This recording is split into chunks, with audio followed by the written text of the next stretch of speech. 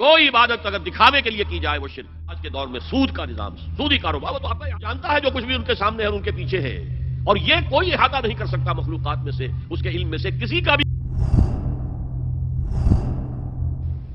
اس کے بعد شرک فی المحبت، مال کی محبت، قیس عبد الدینار و عبد الدرہم، وطن کی محبت یا کسی اور شے کی محبت، اگر وہ اللہ کی محبت کے برابر بھی آ جائے، بڑھ جائے تو اور بھی بڑی بات کہنی پڑے گی، لیکن ہمارے پاس شرک سے اوپر کی اصطلاح کوئی نہیں۔ پھر شرک دعا، اللہ کے سوا کسی اور سے حاجت روائی کے لیے، مشکل کشائی کے لیے پکارنا کسی۔ پھر شرک فی المراسم العبودیہ، قنوت ہے، رکوع ہے، سجود ہے، یہ ذل والخضوع کی، کسی کے سامنے جھک جانے کی ایک علامت ہے، سمبل ہے۔ اب آخری ہے اس میں اخلاص، اور اخلاص کی ضد کیا ہے؟ ریاکاری۔ کوئی عبادت اگر دکھاوے کے لیے کی جائے وہ شرک ہے، یہ شرک خفی کہلاتا ہے۔ مال کی محبت کا شرک بھی شرک خفی ہے، نفس کی اطاعت کا شرک بھی شرک خفی ہے، اور یہ سب سے خفی شرک ہے۔ حضور نے فرمایا صلی اللہ علیہ وسلم، من صلی یرائی فقد اشرکا ومن صام یرائی فقد اشرکا ومن تصدق یرائی فقد اشرکا۔ جس نے دکھانے کے لیے نماز پڑھی اس نے شرک کر لیا، جس نے دکھاوے کے لیے روزہ رکھا اس نے شرک کر لیا، جس نے دکھاوے کے لیے خیرات کی، صدقات دیے، وہ شرک کر چکا۔ قد اشرکا، قد اشرکا، یہ عربی کے مزاج سے واقفیت تو فعل ماضی پر قد جو ہے تو وہ پرفیکٹ ٹینس بن جاتا ہے، کر چکا، وہ شرک میں ملوث ہو چکا۔ من صلی یرائی فقد اشرکا ومن صام یرائی فقد اشرکا ومن تصدق یرائی فقد اشرکا۔ اور تجزیہ کر کے یہاں تک بتایا کہ اگر کوئی شخص نماز پڑھ رہا ہو اور جب وہ یہ دیکھے کہ کوئی اسے دیکھ رہا ہے تو اپنے سجدے کو طویل کر دے تو یہ شرک ہے۔ فرض کیجئے 5 سیکنڈ کا سجدہ وہ کر رہا تھا، اب اس نے 7 سیکنڈ کا کیا ہے، یہ 2 سیکنڈ کس کے لیے ہے؟ اس ایک سجدے کے 2 مسجود ہو گئے، وہ 5 سیکنڈ کا سجدہ تو اللہ کے لیے، 2 اس کے لیے شرک ہو گیا۔ ایک اور بات فرمائی صلی اللہ علیہ وسلم، شرک خفی کو پہچاننا اور دیکھنا اتنا ہی مشکل ہے جتنا کہ کسی سیاہ شب میں، تاریک رات میں، کسی سیاہ پتھر پر چلنے والی سیاہ چیونٹی کو دیکھنا مشکل ہے۔ تشبیہ کا بلاغت اور فساد کی انتہا ہے، جیسے میں نے عرض کیا تھا کہ ایک جوڑے کی 2 جوتیوں کے مابین جو مشابہت ہے، امت مسلمہ اور سابقہ امت بنی اسرائیل کی، ان کے اوپر جو حالات وارد ہوئے ان میں وہی مشابہت۔ تاریک شب ہے، سیاہ پتھر ہے، اس پر سیاہ چیونٹی رینگ رہی ہے، جتنا اس کو دیکھنا مشکل ہے اتنا ہی شرک خفی کو پہچاننا مشکل ہے۔ کدھر کدھر سے آپ پر حملہ آور ہو جائے گا، کدھر کدھر سے آ کر آپ کی عبادت میں، آپ کی توحید میں نقب لگائے گا، اس کا آپ کو اندازہ ہو نہیں سکتا۔ بڑا مشکل ہے، بہت زیادہ چوکس رہنے کی ضرورت ہے، اور اس کا علاج بتایا گیا ہے خاص طور پر عبادات کے ضمن میں، کہ کچھ نہ کچھ عبادت نفل بھی کی جائے، اور نفل عبادت اس طور سے کی جائے کہ کسی کو پتہ نہ چلے۔ اب ہمارا حال یہ ہو گیا ہے کہ ساری، اگر کوئی عشاء کی 17 رکعتیں پڑھتا ہے، سب کی سب مسجد میں پڑھتا ہے، حالانکہ صحابہ کے دور میں مسجد تھی فرائض کی ادائیگی، باقی جا کر نماز گھر میں پڑھو گے وہ افضل ہے۔ اور نوافل تو خاص طور پر اگر کسی کو تہجد کی توفیق ہو گئی ہے تو کسی نہ کسی طرح ڈھنڈورا پیٹے گا، اسے جی کیا کریں، بس رات کو جاگنا ہوتا ہے تو طبیعت جو ہے بڑی بھاری رہتی ہے، ہو گیا اپنا ڈھنڈورا پیٹ دیا، تو اسے تو مرض اور 2 حادثہ ہو جائے گا، ریاکاری اور بڑھ جائے گی۔ اسی طریقے سے صدقات نافلہ فرمایا ایسے دو کہ داہنا ہاتھ جو کچھ دے بائیں ہاتھ کو پتہ نہ چلے، کسی کو پتہ نہ چلے۔ اس سے وہ ریاکاری کی جڑیں کٹتی ہیں، ریاکاری کی جڑیں جو ہیں دل کے اندر سے کٹتی ہیں۔ یہ علاج ہے ریاکاری کا، لیکن ریاکاری شرک ہے۔ اب میں آخری بات پر آ رہا ہوں۔ آپ نے سوچا ہوگا کہ اس تجزیے کے تحت تو ہر گناہ جو ہے ادنا سے ادنا گناہ بھی شرک ہے۔ فجر کی نماز کے وقت اگر اٹھ کے نہیں گئے اور چادر یا کمبل کو سیدھا کر کے لیٹ گئے تو یہ شرک ہے۔ پھر کون سے گناہ ہے جو اللہ معاف کرے گا؟ یہ جو میں نے آیت آپ کو 2 دفعہ جو آئی ہے سورہ نساء میں سنائی، ان اللہ لا یغفر ان یشرک بہ ویغفر ما دون ذلک لمن یشاء، اللہ تعالیٰ اس کو تو ہرگز نہیں بخشے گا کہ اس کے ساتھ شرک کیا جائے، البتہ اس سے کم تر جس کو چاہے گا بخش دے۔ تو جان لیجئے یہ جو باریک تجزیہ میں نے کر کے بتایا ہے یہ اپنی جگہ 100% درست ہے، لیکن ان میں جو یہ چیزیں ہیں، کوئی کوتاہی ہو گئی، کوئی گناہ ہو گیا، کوئی شریعت کی مخالفت ہو گئی، نفس کی کسی اس وقت کے دباؤ میں آ کر یہ گناہ شمار ہوں گے اگر یہ آپ کی طبیعت ثانیہ نہ بن جائے. اگر یہ آپ کی سیکنڈ نیچر بن گئے تو ایک گناہ بھی ساری تباہی لانے کے لیے کافی ہے. اگر آپ نے ڈیرے ڈال دیے، غلطی ہو گئی، معافی مانگو، توبہ کرو، استغفار کرو، اللہ صاف کر دے گا. نہیں کرو گے تو پھر ایک گناہ پر بھی دوام اگر ہو گیا اور اس گناہ نے ایک نے بھی تمہارا احاطہ کر لیا تو وہ جہنم میں خلود کی وعید قرآن میں آئی ہے. بلا من کسب سیئۃ واحاطت بہ خطیئتہ فاولئک اصحاب النار هم فیہا خالدون.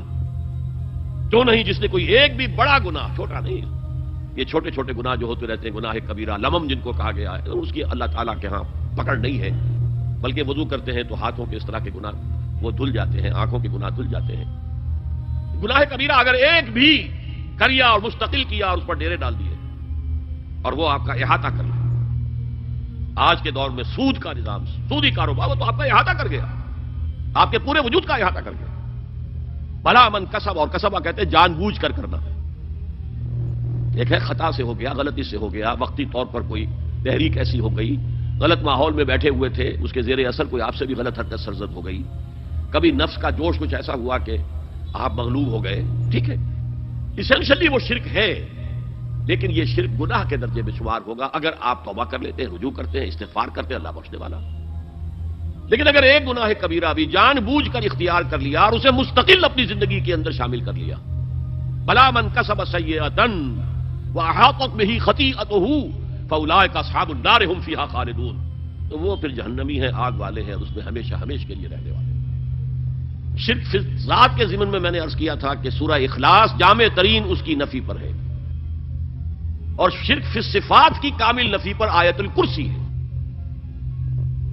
آیت الکرسی ایک لمبی آیت، جیسے آیت البر ایک لمبی آیت تھی، اور اس کو حضور نے فرمایا ہے سیدۃ آیات القرآن، پورے قرآن مجید کی آیات کی سردار ہے یہ. اور یہ شرک فی صفات کے ضمن میں یہ شمشیر قاطع ہے، شمشیر برہان ہے. اللہ لا الہ الا ہو الحی القیوم، یہ وہی ہے. قل هو اللہ احد اللہ الصمد الحی، اللہ زندہ ہے، لیکن اس کی زندگی کو اپنی زندگی پر قیاس نہ کرنا. تمہیں خوراک کی احتیاج ہے، اسے کوئی ضرورت نہیں. ما اريد منهم من رزق وما اريد ان يطعمون، مجھے کوئی احتیاج نہیں کہ مجھے کوئی رزق پہنچائیں، رزق دیں، مجھے کھلائیں، مجھے کوئی ضرورت نہیں. پھر تمہاری حیات، نیند، اونگ، تھکان، ان تمام کمزوریوں کے ساتھ ہے. وہ الحی ہے، اپنی ذات میں خود زندہ ہے، حیات اس کی ذاتی ہے، کسی اور نے عطا نہیں کی ہے. ہماری تو مستعار ہے، عمر دراز مانگ کے لائے تھے، 4 دن 2 آرزو میں کٹ گئے، 2 انتظار میں. اور القیوم بقیہ پوری کائنات کے لیے وہی ہے، اس کو تھامے ہوئے ہے. لا تاخذہ سنۃ ولا نوم، الحی، حیات کامل، کہ اس کو نہ نیند آتی ہے نہ اونگ آتی ہے. لہو ما فی السماوات و ما فی الارض، آسمان اور زمین میں جو کچھ ہے اسی کی ملکیت ہے. تم کسٹوڈینز ہو، تم امین ہو. یہ امانت چند روزہ نزدماس، در حقیقت مالک شے ہر شے خداست. یہاں تک کہ یہ میرا جسم بھی میرے پاس امانت ہے. میں کون ہوں؟ میری خودی، میری انا، میری روح جو پوزیس کرتی ہے اس بدن کو، لیکن یہ پوزیشن ملکیت کا نہیں ہے، امانت کا ہے. یہ امانت، یہ ہاتھ بھی امانت ہے، میری زبان بھی امانت ہے، میری آنکھیں بھی امانت ہے. من ذا الذی یشفع عندہ الا باذنہ، یہ یہاں پر انداز بڑا پرجلال. کون ہے وہ جو شفاعت کر سکے اس کے دربار میں مگر اس کے اذن سے؟ کسی کا ذاتی، کسی کا زور، کسی کا اختیار نہیں ہے کہ جس کی بنا پر وہ شفاعت کرے. ہاں اللہ کے اذن سے. اور دوسری جگہ پر آتا ہے جس کے لیے وہ چاہے گا اور جس کو اجازت دے گا. جیسے کہ آتا ہے اما یتساءلون میں، یوم یقوم الروح والملائکۃ صفا، اور ان میں سے کوئی بھی بات نہیں کر سکے گا، کلام نہیں کر سکے گا. لا یتکلمون الا من اذن له الرحمن، سوائے اس کے جسے رحمان اجازت دے. وقال صوابا، اور صحیح بات کرے گا، کوئی غلط بات نہیں کرے گا. یعلم ما بین ایدیہم وما خلفہم ولا یحیطون بشیء من علمہ الا بما شاء. یہاں بڑے ہی لطیف انداز میں شفاعت باطلہ کے تصور کی نفی ہو گئی. دیکھیے آپ کہیں جا کر کسی مجسٹریٹ سے سفارش کرتے ہیں تو کیا کہتے ہیں؟ اجی یہ فائل کے اوپر جو کچھ ہے آپ اس پر نہ جائیے، یہ گواہیاں وغیرہ جھوٹی ہو گئی ہیں. میں آپ کو بتاتا ہوں اصل بات کیا ہے. اللہ کے سامنے کوئی یہ کہہ سکے گا اللہ تیرے علم میں نہیں ہے، میرے علم میں ہے. یعلم ما بین ایدیہم وما خلفہم، وہ تو جانتا ہے جو کچھ ان کے سامنے اور جو کچھ ان کے پیچھے ہے. وَلَا يُحِيطُونَ بِشَيْءٍ مِّنْ عِلْمِهِ إِلَّا بِمَا شَاءَ، اور ان میں سے کوئی بھی، جیسے کہ میں ابھی بتا چکا ہوں، بریلوی مذہب فکر بھی کہہ رہا ہے کہ اللہ کا دیا ہوا علم ہے محمد رسول اللہ کا جتنا ہے، لا محدود نہیں ہے، محدود ہے، قدیم نہیں ہے، حادث ہے، تو جتنا اللہ چاہتا ہے جس کے لیے جتنا چاہتا ہے، لیکن اس کے علم میں سے احاطہ نہیں کر سکتا کوئی مگر جو وہ چاہے۔ وسع کرسیہ السماوات والارض، اس کا اقتدار چھایا ہوا ہے، مستولی ہے، آسمانوں پر بھی اور زمین پر بھی۔ ولا یؤودہ حفظہما، اور اسے عاجز نہیں کر سکتی ان دونوں کی حفاظت۔ قیوم وہی ہے، صمد وہی ہے، لیکن اس سے کوئی تکان تاری نہیں ہوتی، عاجز نہیں ہوتا۔ یہ اصل میں نفی ہے۔ جو تورات حافظے سے مرتب کی گئی تھی، 587 میں نبوکڈنضر کا جو حملہ ہوا تھا، اس میں اصل تورات گم ہو گئی، اس وقت سے آج تک وہ اصل تورات ان کے پاس نہیں۔ پیریڈ آف کیپٹیوٹی سے واپس آئے ہیں بیت المقدس میں، سائرس کے لطف و کرم کی وجہ سے، ذوالقرنین کے لطف و کرم کی وجہ سے، پھر یادداشتوں سے لوگوں نے وہ تورات مرتب کی ہے، تو اس میں انسانی فکر شامل ہو گیا ہے۔ لہذا وہاں یہ لکھا ہے اللہ نے 6 دنوں میں آسمان اور زمین پیدا کیے اور 7ویں دن آرام کیا، یعنی کوئی تکان لائق ہو گئی۔ قرآن نے کہا، اللہ تعالیٰ نے فرمایا سورہ قاف میں، وَلَقَدْ خَلَقْنَا السَّمَاوَاتِ وَالْأَرْضَ وَمَا بَيْنَهُمَا فِي 6 أَيَّامٍ وَمَا مَسَّنَا مِن لُغُوبٍ، یقیناً ہم نے آسمان اور زمین اور جو کچھ ان دونوں کے مابین ہے انہیں 6 ہی دنوں میں پیدا کیا، وہ بات ٹھیک ہے، لیکن ہمیں کوئی تکان لائق نہیں ہوئی کہ ہمیں کسی آرام کی ضرورت ہوتی۔ لا یؤودہ حفظہما وہو العلی العظیم، العلی وہی ہے سب سے بلند و بالا، لتکون کلمۃ اللہ ہی العلیٰ، تاکہ اللہ کا کلمہ سب سے سربلند ہو جائے، اور وہی عظیم ہے، عظمت والا۔ اللہ تعالیٰ مجھے اور آپ کو اس سے بچائے، اپنے سابقہ زندگی کے گناہوں پر توبہ کرنے کی اور اللہ سے استغفار طلب کرنے کی توفیق عطا فرمائے، اور اپنے دینی فرائض کی انجام دہی کے لیے کمر بستہ ہو جانے کا عزم مصمم کر لینے کی توفیق عطا فرمائے۔ اقول قولی ھذا واستغفر اللہ لی ولکم ولسائر المسلمین والمسلمات۔